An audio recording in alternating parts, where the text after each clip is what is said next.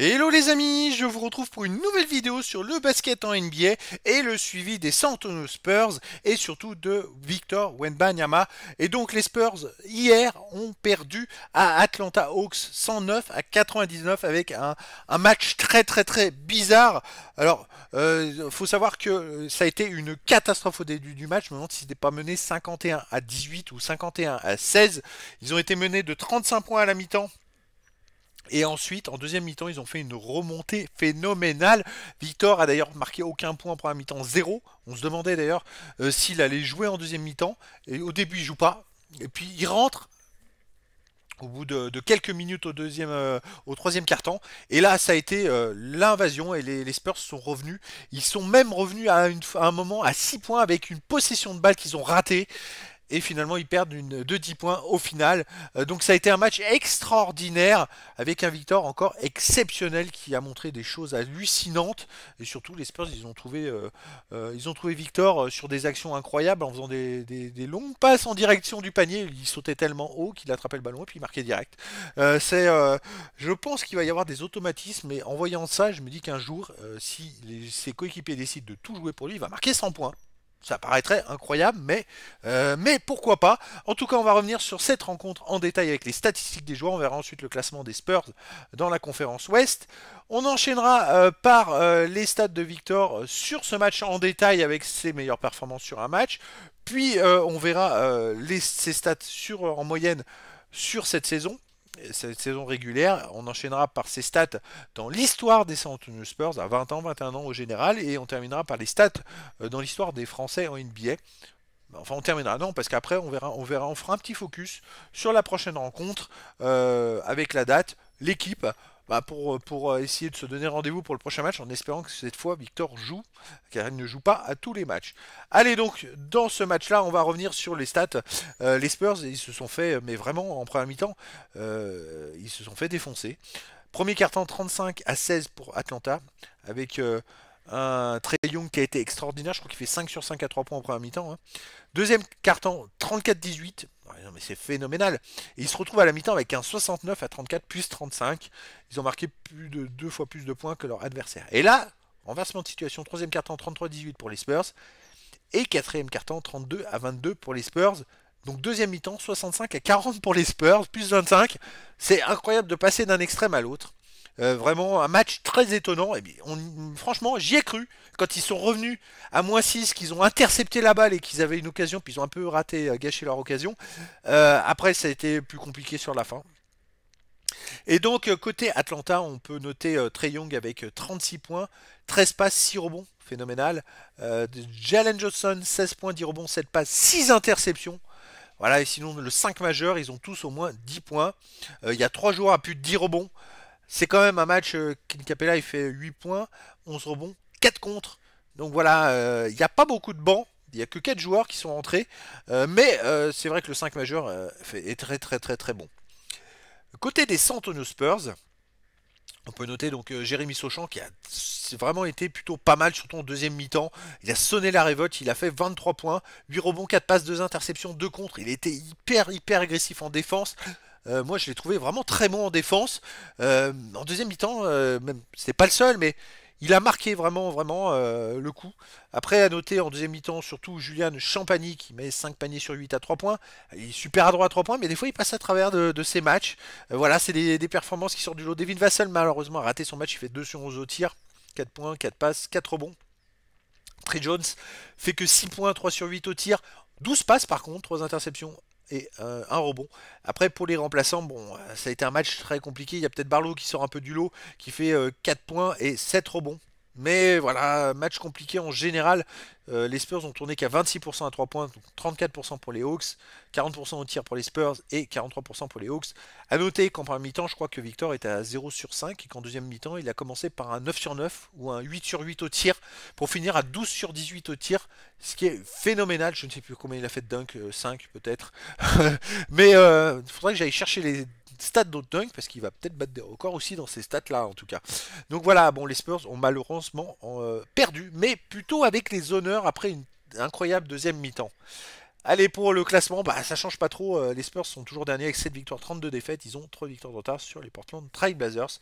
Bon, j'espère qu'ils vont sortir de cette dernière place, mais c'est compliqué cette saison.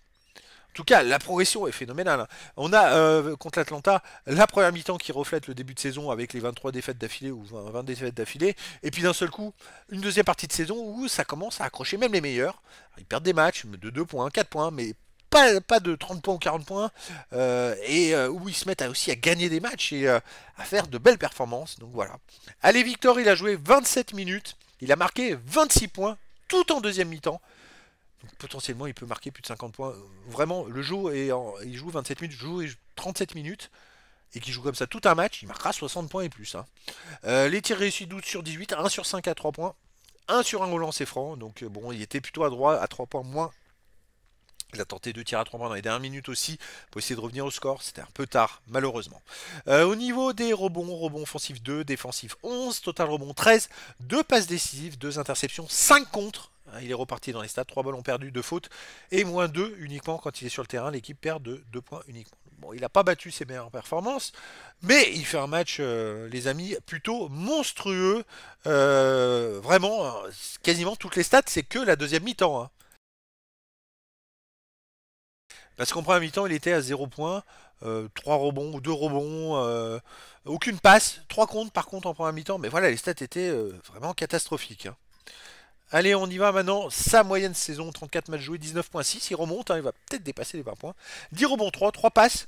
Ça, c'est pas mal quand même pour un pivot. Une interception 1, 3 blocs 2. Il est toujours le meilleur en NBA au contre. Ça serait un homme qui finisse premier à la fin de la saison. Ça serait une belle performance, franchement.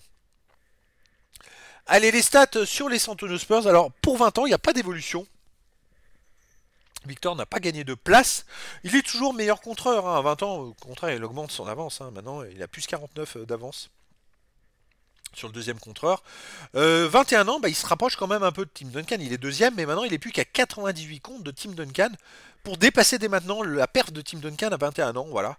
Sinon, je vais regarder peut-être les rebonds. Il remonte un petit peu dans les rebonds, hein. Allez, il a quand même pris 11 rebonds défensifs. Il est plus qu'à 286 de Mark Olberding à 20 ans. On peut espérer qu'il dépasse ces stats-là, hein. Ça peut être sympa.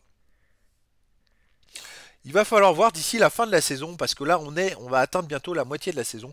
Sur les stats en général, je reviens pas dessus, parce qu'il y a des joueurs qui ont joué 15 ans aux Spurs, donc il a quand même pas mal de retard. Allez, les stats dans l'histoire des Français en NBA. Alors, il est meilleur contreur des Français à 20 ans, meilleur contreur des Français à 21 ans. Et déjà dès les 20 ans, hein, les amis. Donc il a 1 an et demi d'avance, tout simplement. Il a même 10 d'avance sur Yohan Petro, qui a 21 ans et fait 98. Et il est plus qu'à 122 comptes de Rudy Gobert pour sa perf de 22 ans. Rudy Gobert était à 230 à 22 ans. Donc voilà, c'est quand même une stat très importante. Sinon, il a gagné une place au total rebond. Il est maintenant deuxième derrière Tony Parker. Il est plus qu'à 63 rebonds pour devenir le meilleur français au rebond à 20 ans. 70 rebonds défensifs, 36 rebonds offensifs. Donc on peut espérer 63 rebonds d'ici 6-7 matchs qui battent des records.